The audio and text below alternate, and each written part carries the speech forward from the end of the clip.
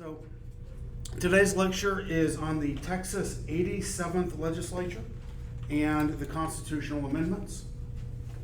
And the 87th Legislature refers to the 2021 Legislature. So this ended about a year ago, and the 88th Legislature will take its place in January. So I'm going to focus on a few of the major laws that were passed and a few of the constitutional amendments that were proposed and passed as well. So these are some of the debates that you heard in the Texas House and Senate during 2021. I mean, there were many, but I focused on just a few. One, remember 2021 was during the COVID crisis. Maybe we're still in a COVID crisis, I don't know. Maybe we'll always will be. But there was still lots of debate about what the rules were, what the rules should be. And one was, should Texas businesses be able to require proof of a COVID vaccine from their customers?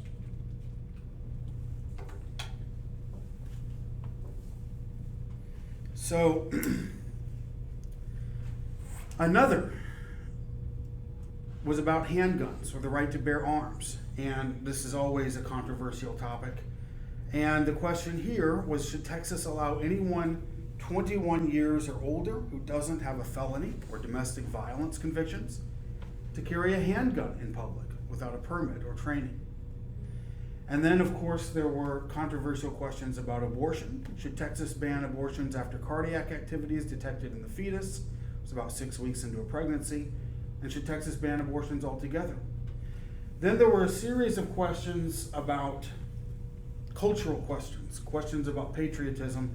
One of them was, should Texas professional sports teams be required to play the national anthem, the Star Spangled Banner, that is, before games?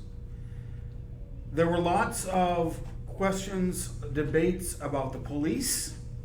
Remember, 2020 was the year when there were massive protests resulting in many deaths and billions of dollars of damage, about police. And so these were related to those protests. Should Texas police officers, be required to keep body cameras, keep them on during the entirety of active investigations? Should Texas police officers be banned from using chokeholds during arrests? And should the state of Texas punish municipalities that reduce their police budgets? And last, this is related to the protests that were mostly about the police. Should it be a state jail felony for protesters to block access to a hospital or an emergency vehicle with its lights and sirens on? This was very common during the protests of 2020, blocking highways, blocking roads, and then ambulances couldn't get past and that sort of thing. Homelessness sparked a couple of questions. Should it be a misdemeanor to camp in unapproved public places? And should cities be banned from using public parks as homeless campsites? And then last, returning to issues of patriotism and education, should Texas produce patriotic state history materials? And should Texas schools be allowed to teach that, quote, one race or sex is inherently superior to another race or sex, unquote, or that someone is inherently racist, sexist, or oppressive based on their race or sex? So I'll show you the different laws that went into these issues in this lecture. But before I do, there wasn't any real moral question about this one so much, but there's always a lengthy debate, and in some ways the budget is the most important thing the legislature does, even if it doesn't always get the headlines that issues like guns and patriotism and flags and abortions do. So the main business of this legislature was the budget, and they did pass a budget. It spent $116 billion in each year in general revenue. That adds up to 232, and then there's another 16 billion or so of federal funding that bumps it up to 248. I'll talk about the budget more in a separate lecture, but I just wanted to at least mention that since that was probably one of the more important items on the agenda. Now the COVID thing. I don't know if any of you ever got these vaccine cards. Certainly I had one. They were very common. So the question was, should businesses be allowed to require proof of the vaccine from their customers? And the answer, according to the Texas Legislature and Governor Abbott, was no. So this bill that was signed and passed and then signed by him would punish businesses that require proof of COVID-19 vaccination. Governor Abbott said, Texas is open 100%, and we want to make sure you have the freedom to go where you want without limits. Vaccine passports are now prohibited in the Lone Star State. This upset some people, like I think cruise businesses, for example, wanted to require vaccine passports, and there are cruises that leave Galveston, maybe other businesses as well. Now the handgun issue is always important and controversial. This was nicknamed, House Bill 1927 was nicknamed constitutional carry. And the bill allowed anyone 21 years or older to carry a handgun in public without a permit or training if they weren't otherwise prohibited from owning a firearm by law, meaning they didn't have any felony or domestic violence convictions. This was approved 82 to 62, pretty much I think along party lines, mostly Republican versus Democrat. You've all heard of Senate Bill 8 by now. I've mentioned it before, so I won't go into much more detail about it here.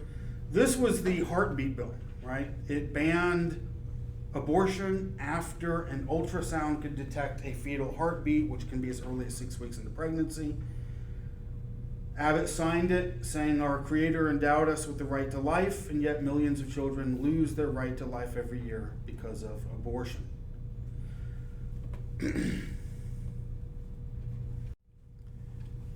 I think I already mentioned in a previous lecture that there were attempts to stop this ban from going into effect, but the Supreme Court disagreed. It allowed the ban to stand, and that was the situation. The 6-week ban went into effect on September the 1st, 2021, which is the ordinary day for laws going into effect.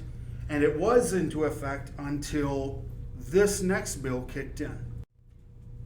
So House Bill 1280 was a bill that would outlaw abortions in Texas if a court ruling or constitutional amendment gave states the authority to prohibit the procedure. It would take effect 30 days after the applicable ruling, and doctors could face life in prison or $100,000 fines if they performed banned abortions. So the Dobbs decision took place last summer, and then according to this law, it then kicks into effect. So if I understand correctly, the heartbeat bill is no longer an issue, it's moot, because this one bans abortions completely, altogether, as a result of the Dobbs decision. Now this one was a little controversial. There's been controversy for years about whether people should stand or not stand, or protest or not protest during national anthems. And this was provoked after the owner of the Dallas Mavericks briefly stopped playing the national anthem before games and then changed his mind after there was kind of a backlash. So this bill says that professional sports teams with state funding are required to play the national anthem before games. There was a question from a state representative, Gene Wu. He said this was unconstitutional. And I think he was suggesting that this violates the First Amendment, right? Freedom of speech. And the bill's sponsor disagreed. He said it was not a violation of free speech. He said it's very simple. If they do not want to play the national anthem, they don't take the tax dollars. If we're going to go ahead and subsidize with hard-earned American dollars the sporting facilities and the teams in the different ways that I think is articulated in this bill, then this would apply. This was basically Republicans versus Democrats. The Democrats tried to, they couldn't stop the bill, they didn't have enough votes. They tried to add a requirement that if they didn't want to play the Star Spangled Banner, teams could play instead a song called Lift Every Voice and Sing, which is sometimes nicknamed the Black National Anthem. And this amendment did not get passed. It did not get added.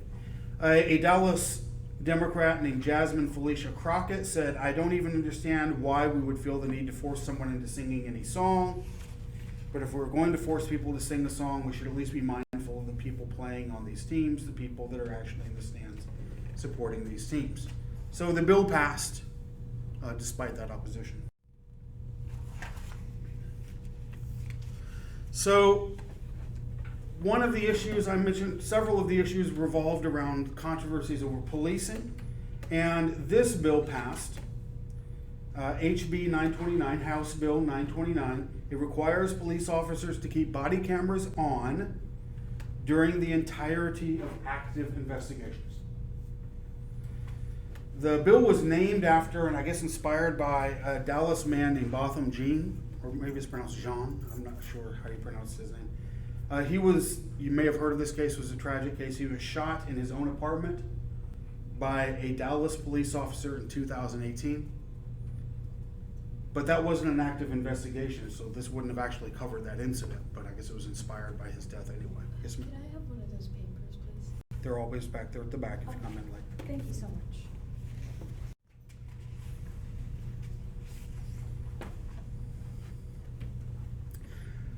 Senate Bill 69 prohibited police officers from using chokeholds or excessive force during arrests unless necessary to prevent officer or bystander injury. So I guess there's a little loophole there, depending on what constitutes a threat of bystander or officer injury, but that might be an exception when they're allowed to use the chokehold. Officers who witness violations are required by the law to report the incidents.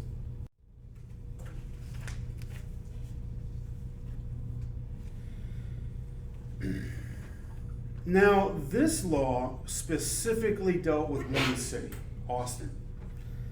Our state capital is in Austin, and there's been a clash because the state government is, of course, very Republican and conservative.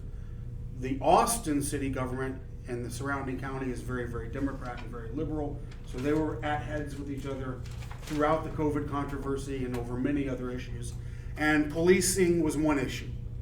So HB 1900 said that if municipalities with a population of more than 250,000 reduce their police budget, this is what Austin did or wanted to do in 2020 and 2021, HB 1900 allows the state to financially punish the cities by reducing sales tax revenues and preventing increases in property taxes.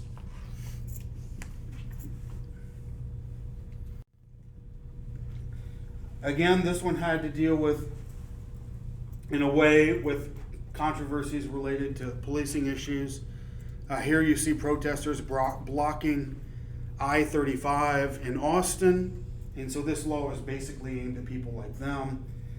And it makes it a state jail felony to block access to a hospital or an emergency vehicle with its lights and sirens on.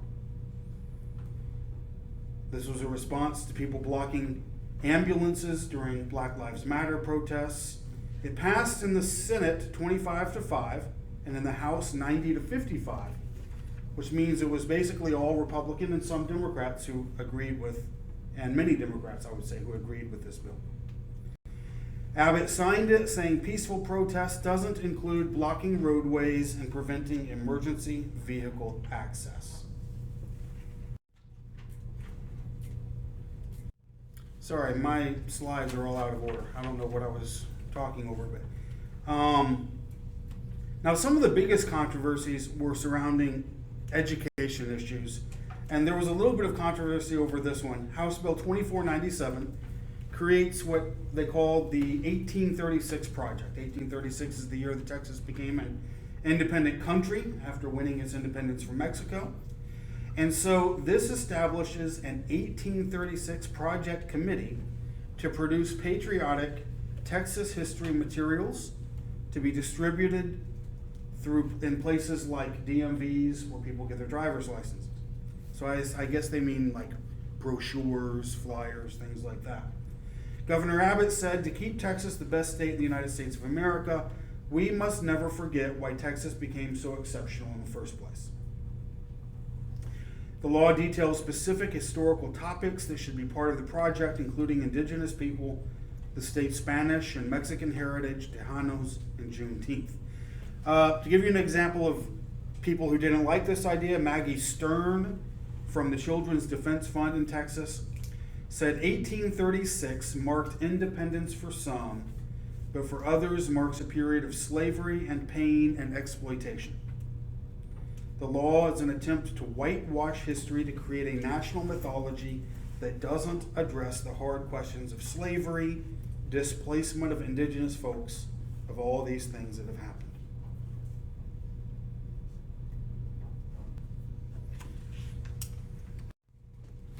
Now, I want to spend most of my time talking about this particular law. I think it was an interesting debate, and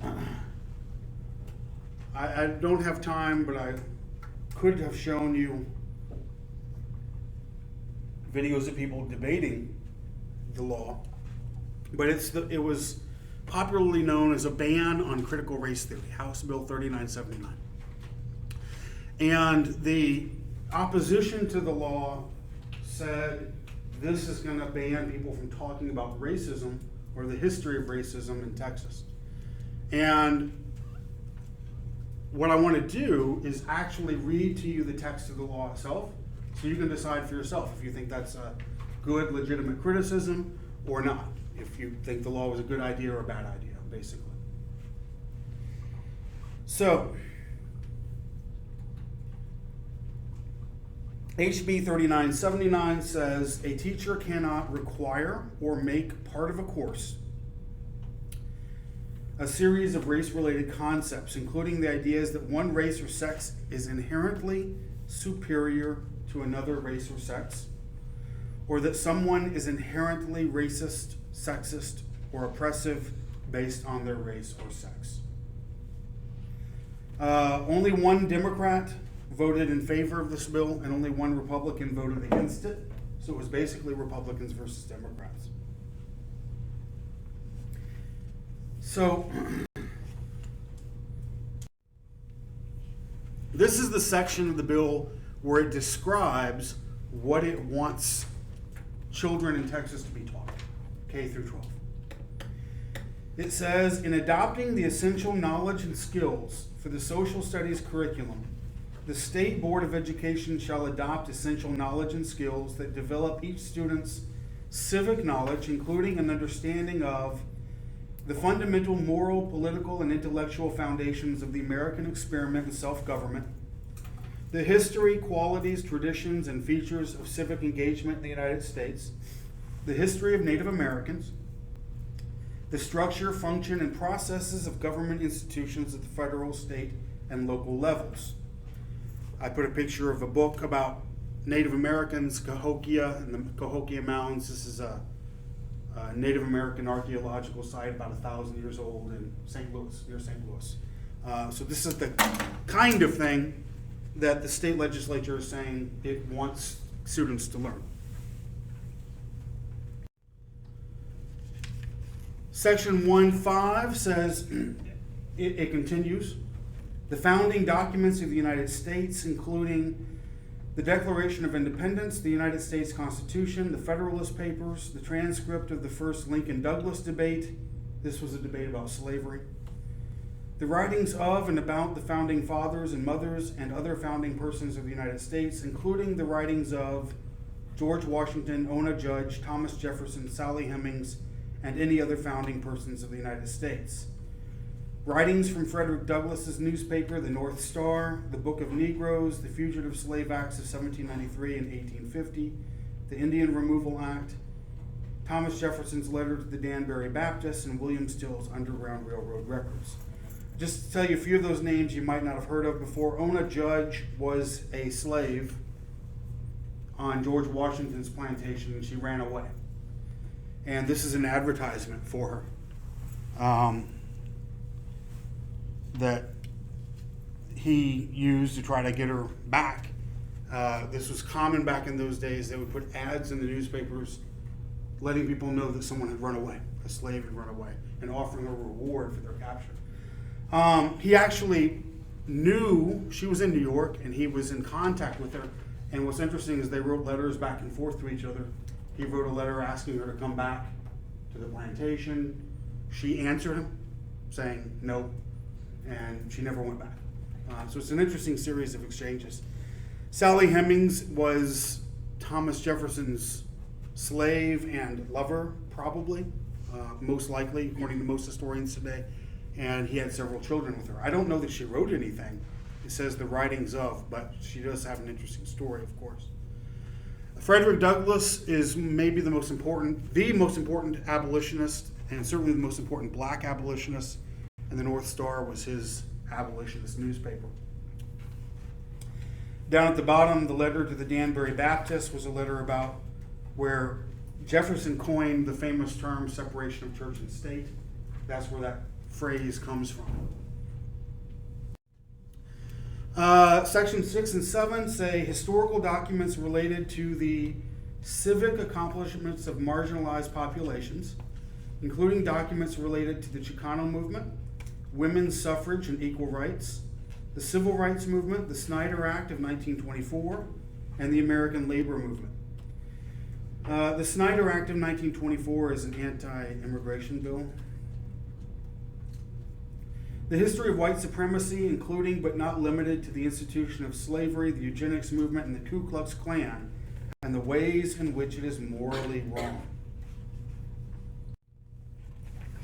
The history and importance of the civil rights movement, including the following documents: Martin Luther King's letter from a Birmingham jail and I Have a Dream speech, the Federal Civil Rights Act of 1964, the United States Supreme Court decision in Brown v. Board of Education, the Emancipation Proclamation, the Universal Declaration of Human Rights, the 13th, 14th, and 15th Amendments, the United States Court of Appeals for the Ninth Circuit decision in Westminster, Mendez v.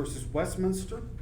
That's a case, Mendez v. Westminster, in which a California court declared the racial segregation of Mexican Americans and whites to be unconstitutional. Frederick Douglass's narrative of the life of Frederick Douglass, an American slave, the life and work of Cesar Chavez, and the life and work of Dolores Huerta. The last two were famous people. Huerta is still alive, but in the 60s and 70s, they were famous for being labor organizers of migrant farm workers in California.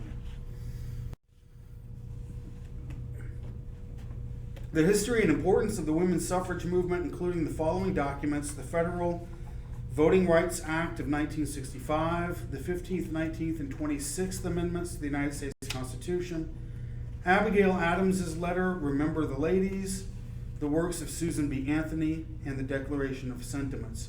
Susan B. Anthony was a famous pioneer in the 1800s of fighting for the right to vote for women. And the Declaration of Sentiments was an 1848 document where a whole bunch of women and some men, including Frederick Douglass, the abolitionist, argued that women should have the right to vote, and other things as well. The life and works of Hector P. Garcia, the American GI Forum, the League of United Latin American Citizens, and Hernandez versus Texas. Garcia is this guy here on the right. He was a really interesting person. Born in Mexico, but moved to the United States when he was a child, and then served in the American Army in World War II, came back, became an American citizen, and then he created that organization, American GI Forum, and it was started in Corpus Christi, Texas, and it fought for the rights. Initially, it fought for the rights of Mexican-American war veterans, and then it became just a civil rights organization in general. The League of United Latin American Citizens was created by Mexican Americans in San Antonio around 1928 or 1929, and it also fought for civil rights. Hernandez versus Texas was an important Supreme Court case. 1954, it was decided at almost exactly the same time as Brown versus Board of Education, and it said that it is unconstitutional to keep Mexican Americans off of juries, right, by race, to racially segregate them. Okay, so then it goes on to say, those were the things that it wants Texas students to learn about, right? That was the kind of the content of their education according to our legislature. Then it tells us a little bit more about what it doesn't want teachers and administrators to be doing in schools. So a teacher, administrator, or other employee of a state agency, school district, or open enrollment charter school may not be required to engage in training, orientation, or therapy that presents any form of race or sex stereotyping or blame on the basis of race or sex. It cannot require or make part of a course the concept that one race or sex is inherently superior to another race or sex. An individual, by virtue of the individual's race or sex, is inherently racist, sexist, or oppressive, whether consciously or unconsciously.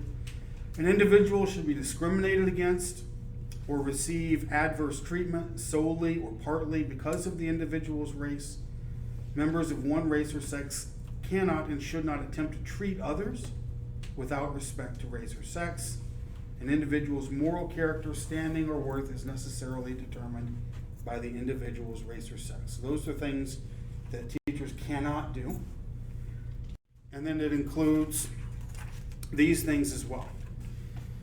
An individual, by virtue of the individual's race or sex, bears responsibility for actions committed in the past by other members of the same race or sex.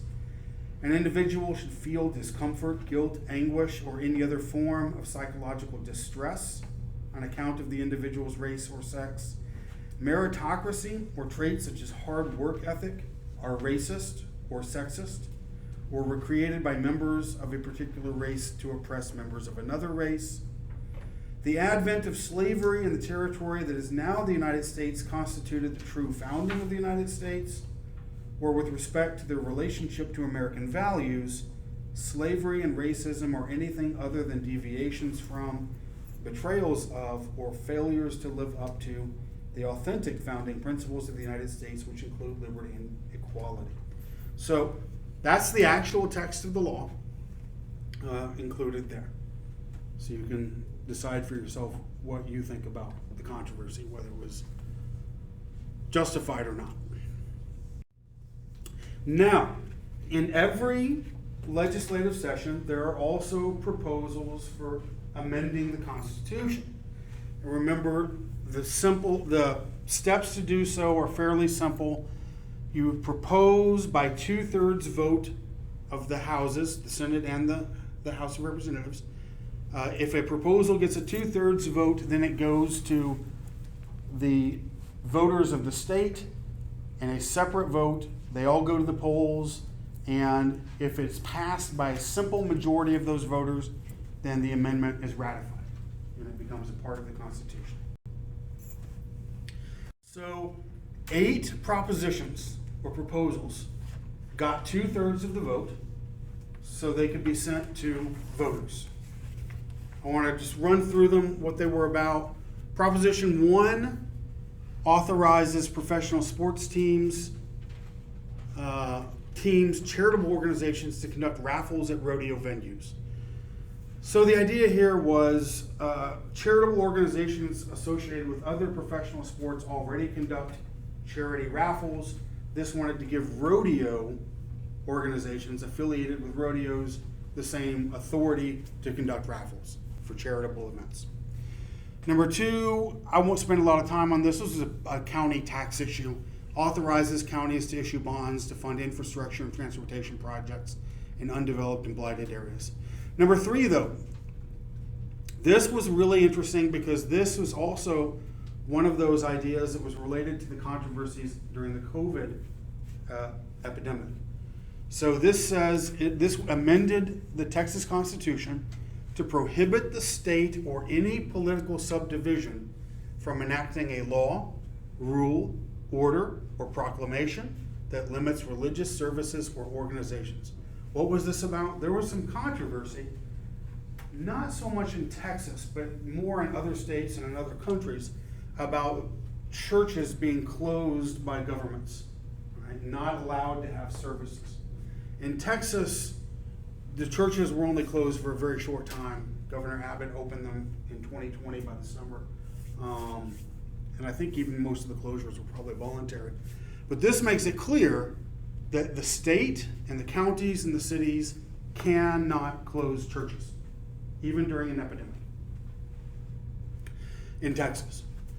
Number 4 and 5, I'm going to skip these. These are kind of, if you're not a lawyer or a judge, you don't really care about these. But number 6, healthcare and constitutional rights.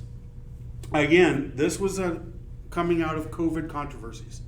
So it amended the Texas Constitution to state that residents of nursing facilities, assisted living facilities, or state-supported living centers have a right to designate an essential caregiver that may not be prohibited from visiting the resident. This was because of sad stories, tragic stories that were circulating during the shutdowns of 2020 of people dying alone in nursing homes and no one being allowed to visit them. Right? They couldn't see their kids, they couldn't see their grandkids. They were just, shut in there all alone. And so this says they have the legal right, constitutional right now, to designate at least one person that can't be kept away from them. Right? They have to be allowed to see. Number 7 was about taxes.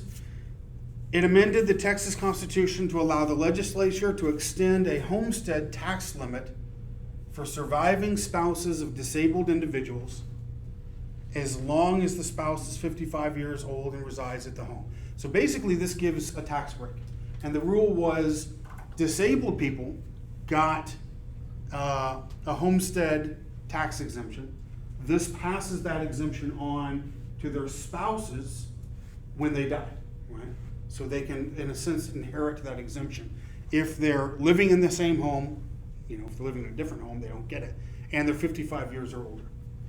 Last one, amended the Texas Constitution to allow the legislature to apply a homestead tax exemption for surviving spouses of members of the military to those fatally injured in the line of duty. The key here was the last line, in the line of duty. So previously, the exemption applied to the spouses of people who were killed in action. This expands that because in the line of duty is a broader concept. So as long as they're killed in the line of duty, that could be training or whatever, then the spouse gets that homestead tax exemption. So it's another tax break, is the idea. Okay, let's see what happened with these propositions. So they passed with 2/3 of the vote in the House and Senate. First, I want to show you what happened in the House and the Senate. So look at number 1. This was the raffles at rodeos. Obviously got the 2/3 votes because it went to the people. It passed in the Senate 28-2. And then in the House, 123-17, so a landslide. Very little opposition. What opposition there was among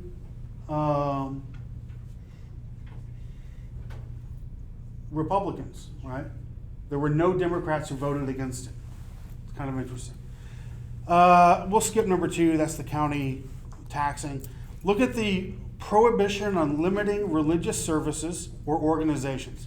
So this, like I said, this was a worldwide controversy, this idea of states closing churches. Here in the Senate, there were 28 yes votes and 2 no votes. The 2 no votes came from Democrats.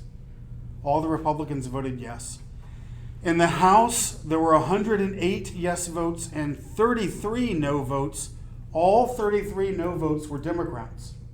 So there was a little bit of an interesting disagreement here between Republicans and Democrats. Every Republican in the Texas legislature voted for the amendment against, shutting down churches. The Democrats were kind of split, right? In the Senate, they were more in favor of it, but in the House, they were slightly more opposed to it. Let's look at the next page. Look at number 6. This was the Essential Caregiver Amendment for nursing homes. Almost unanimous, right? I mean, virtually unanimous. Only one Democrat voted against it in the Senate, and only one Democrat voted against it in the House. And I don't know what those two people's reasoning was. It could have been anything, but virtually unanimous for that one. What about the tax exemption for spouses of disabled people? Unanimous. Every single person voted in favor of it, Democrat and Republican. So that showed you everybody thought this was a good idea. There was no one who was against it. And almost the same thing for the surviving spouses of military fatally injured in the line of duty. Out of 150 people in the House and 31 people in the Senate, there was only one person who didn't like this idea. And I don't even remember who it was. It was one Democrat out of all of them who didn't like it. So what about Texans in general? How did they vote? Well, the raffles for rodeos was overwhelmingly approved, 84%. Right? The Proposition 3 is interesting. It got a closer vote.